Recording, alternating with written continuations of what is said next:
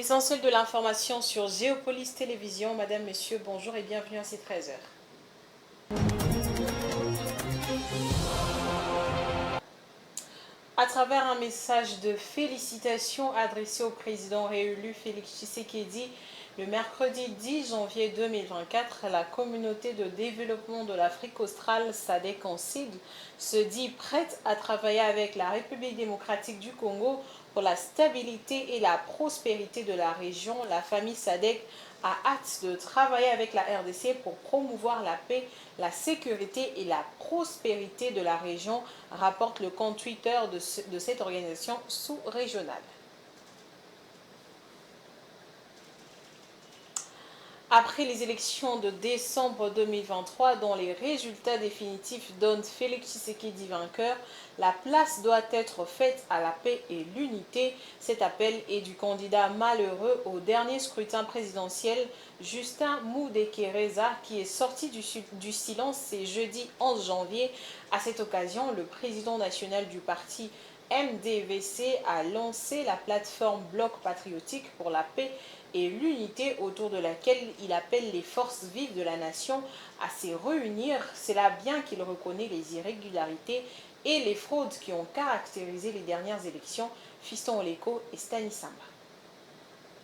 Le candidat à la dernière présidentielle, Justin Moudekereza, a donné sa position sur la marche du pays après la publication par la Cour constitutionnelle des résultats définitifs de cette élection dont il a pris part. Pour le président du MDVC, ces élections de décembre 2023 ont été caractérisées par plusieurs irrégularités qui ont humilié la RDC vis-à-vis de l'étranger. Par conséquent, il n'y a ni vainqueur ni vaincu.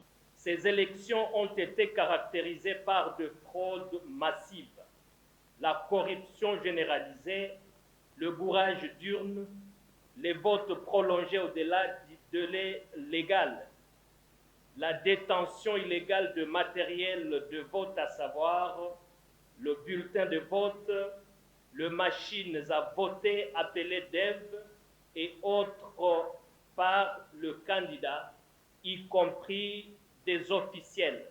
Avec ces irrégularités constatées lors du scrutin, la République démocratique du Congo court le risque d'implosion, a fait observer le docteur Moudekereza, candidat président et prix Nelson Mandela. Il a pour ce faire lancé le bloc patriotique pour la paix et l'unité, afin notamment de répondre à l'urgence de préserver la paix, l'unité nationale et de garantir le caractère légitime des institutions de la République et de ses animateurs. Considérant et mesurant le risque d'implosion de notre pays, et la possibilité que les ennemis en profitent pour balkaniser notre pays, nous avons pensé, en collaboration avec d'autres compatriotes préoccupés par les valeurs républicaines, mettre en place une plateforme dénommée Bloc patriotique pour la paix et l'unité nationale, en sigle BPUN.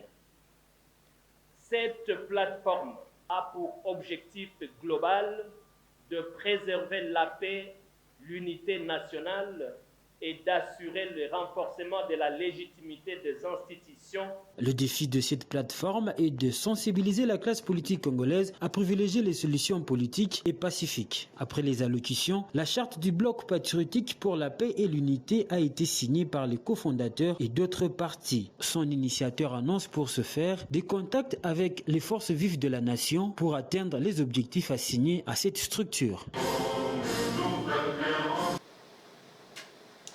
Et au Nord Kivu, les autorités provinciales ont annoncé mardi dernier la décision d'interdire une nouvelle fois la circulation des motos à partir de 18h à Goma. La ville est de nouveau secouée par la recrudescence d'insécurité depuis le début de l'année. Des cambriolages, kidnappings, voire des meurtres par balles refont surface. Plusieurs enquêtes ont prouvé que les bandits armés opèrent sur des motos dans la ville de Goma. Une mesure qui a soulevé le mécontentement de la société civile. Suivez Jacques Sinzaera, joint au téléphone par Francine Mukeba. Nous pensons que les communiqués du maire prouvent en suffisance que l'état de siège ne réussira pas à restaurer la paix et la sécurité à l'est du Congo. On ne comprend pas comment est-ce qu'un maire de la ville, en complicité avec le gouverneur militaire, peuvent volontairement violer l'article 30 de la Constitution en privant les citoyens de liberté. Ils nous ont demandé de consolider les acquis. On ne consolide pas les acquis en violant les droits de l'homme et en violant scrupuleusement la démocratie dans notre pays. Le maire devrait normalement appeler la société civile et leur parler de cette question de sécurité. C'est le maire lui-même qui a constaté qu'il y a insécurité et il est incapable d'en pallier.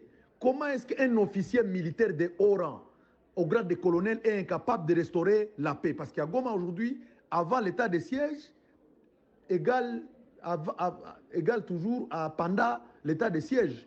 On ne comprend pas comment est-ce que les autorités militaires sont incapables de restaurer la paix. Le maire lui-même, il a demandé aux motards d'acheter des gilets à 15 $ pour les identifier en fait que la paix soit restaurée. Si le service de renseignement n'est pas capable de restaurer, d'identifier les criminels urbains, nous pensons maintenant que l'État a échoué. Ce que nous pensons, par rapport à la mauvaise gouvernance que nous traversons, le maire de la ville en interdisant la situation des motards à 18h. À Goma, les magasins à Birere ferment à partir de 18h. Et cette maman-là qui a fermé à 18h doit se précipiter chez lui à la maison pour préparer la nourriture aux enfants.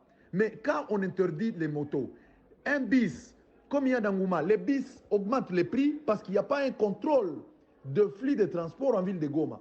Il y a des embouteillages qui commencent déjà à partir de 18h. Et à 18h, un bis peut atteindre Ndosho vers 21h. Le maire n'a pas vu toutes ces mesures-là. Et il n'a pas pris de précautions quant à ça. Aujourd'hui, il y a seulement une mesure de l'autorité et les usagers des transports haussent directement les prix. Comme hier, il y a des gens qui ont payé un bis de 500 francs à 2000 francs automatiquement. Voilà pourquoi la population de Goma est aujourd'hui, la société civile ville de Goma, les corporations de motards, les mouvements citoyens ont demandé une audience auprès du gouverneur de province pour que cette mesure soit éradiquée. Et à l'international, le conseil d'administration du Fonds monétaire international a accordé au Mozambique une aide budgétaire de 60,7 millions de dollars dans le cadre de l'accord de la facilité élargie de crédit, selon un communiqué du FMI. Cette initiative a pour objectif de relancer l'économie, favoriser une croissance inclusive par le biais des réformes structurelles dans ce pays d'Afrique australe. Suivez.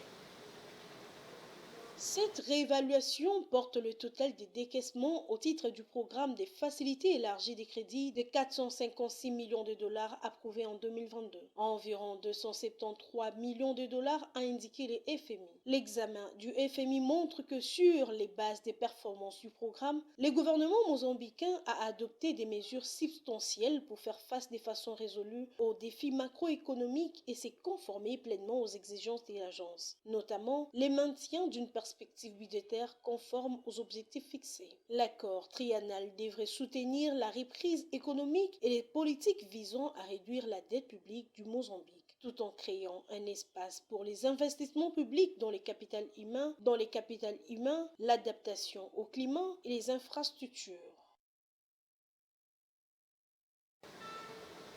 C'était tout pour ces 13h. Merci à vous de l'avoir suivi et rendez-vous à 19h30 pour la grande édition du journal télévision avec Fiston Oleko à la présentation.